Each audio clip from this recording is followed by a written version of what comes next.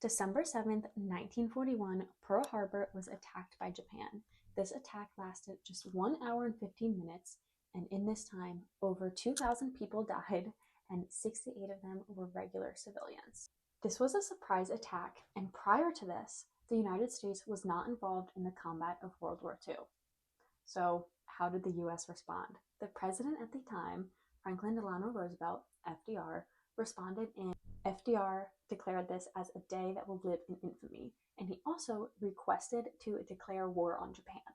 Now, this request was granted by Congress, and the US was officially involved in World War II. Declaring war was not the only thing that FDR did. He also created and executed Order 9066, and this executive order was just 2 months after the attack, February 19th. This executive order authorized the military to relocate people who were deemed a threat to national security, and this directly resulted in Japanese Americans being sent to internment camps. In this order, he did not say this started as asking people to voluntarily relocate and turn themselves in.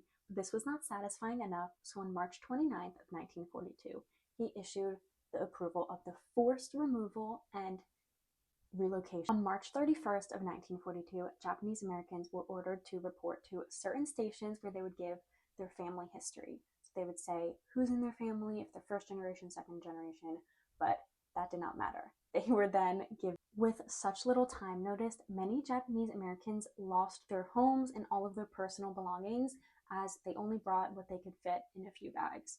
And they were also forced sometimes to sell their properties for.